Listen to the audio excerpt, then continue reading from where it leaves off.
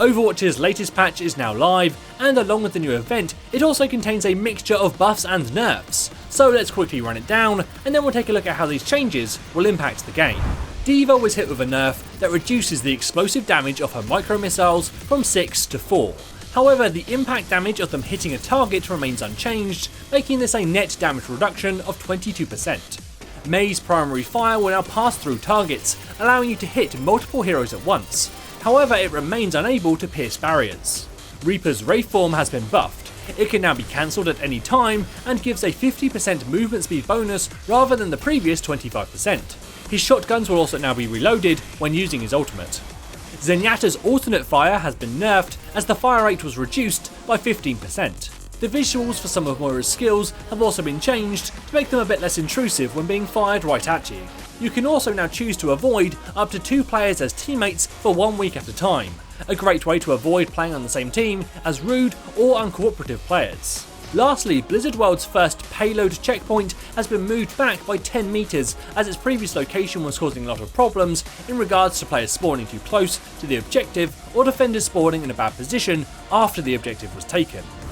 So how will these changes impact the heroes and the game overall? Let's start with D.VA. According to official stats published by Blizzard, D.VA is the most picked hero at nearly every rank and is pretty much in every game. So to try and bring her back in line, they decided to bring down her burst damage potential.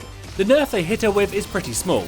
She can still combine her micro rockets, primary fire, flight impact and melee attack to deal a huge burst of damage, and I don't think that this alone will cause her pick rate to drop.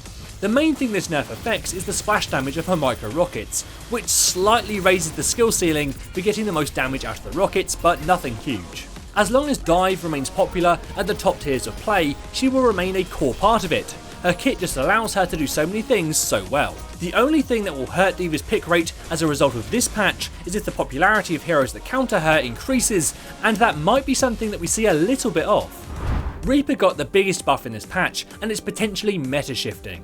So the main change was to Wraith form. When active, you'll now move quicker, and it's able to be cancelled on demand. Also remember that activating Wraith form causes your ammo to refill.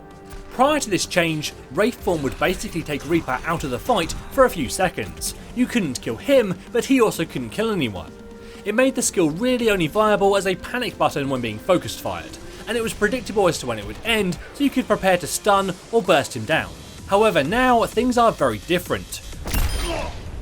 Reaper can use it to get in really close before cancelling and instantly killing most heroes with a headshot.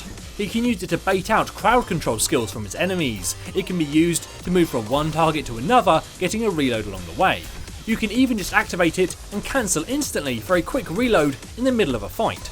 In fact, combined with his Death Blossom now also giving a reload, Reaper can keep shooting for a really long time. This change could be huge for close quarters maps, however he will still be less viable in wide open areas where he lacks the range to get picks or the mobility to dive like a Genji or Tracer. The main reason for this change however is to avoid the danger of landing in a very tank heavy meta. He's of course one of the strongest heroes against most tanks, and this just makes him even better. Moving on to Mei, this was another change related to keeping tanks from becoming too strong, but she will also become more viable on certain maps regardless of team compositions. Mei is obviously designed to be strong in close quarters maps, such as Lijiang's control center, and her primary fire passing through heroes will make her so much stronger in these close-up teamfights. It will also cause a very slight boost in her overall DPS, meaning that she should reach her ultimate slightly quicker, but the biggest thing about this is that it now becomes even harder to escape a Mei once she gets in close. She recently had the slow duration of her primary fire boosted from 1 second to 1.5, making it easier to deal with fast-moving heroes like Lucio or Genji, and now with it also passing through targets, it makes it even harder to avoid. However, even with this buff, Mei remains very situational. She's still not going to be a top tier pick on any wide open maps, but you might see her cropping up a little bit more in any maps with small areas to fight in. Lastly, we have the nerf to Zenyatta. Unlike D.VA, Zenyatta isn't really that heavily played in the lower competitive tiers, but the higher you go, the more popular he becomes, and if you've watched any action from the Overwatch League, you'll know that he's essentially another DPS for many of the teams. This nerf reduced his rate of fire of his alternate attack by 15%. The change will make it slightly harder to land volleys at long range against moving targets, but if you're a Zenyatta main, this will be more of an inconvenience for a couple of days while you adjust to the new fire rate rather than a real nerf. The biggest thing you might notice in high level play is that you're now having to expose yourself from behind cover for slightly longer as you fire the volley, and this will give enemy Widowmakers a slightly longer window in which to pick you off. Overall, the changes being made here are primarily focused on avoiding a situation where tanks become too strong. The recent additions of Brigitte and Moira made this a real possibility, and the previous tank meta was very hard to break and was heavily criticised by players. The meta for Control and Assault might change. The Reaper buff is substantial, and playing him and countering him might become an important element of these maps.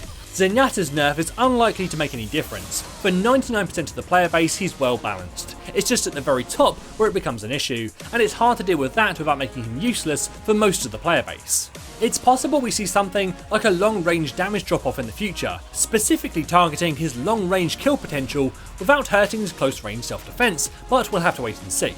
I also don't expect D.Va's pick rate to change, but she might run into tougher times with these buffs to Mei and Reaper, as well as the pick rate of Sombra going up recently. She's only really going to be hurt by the dive meta being weakened, and even then, that will only really impact the top 10% or so of players.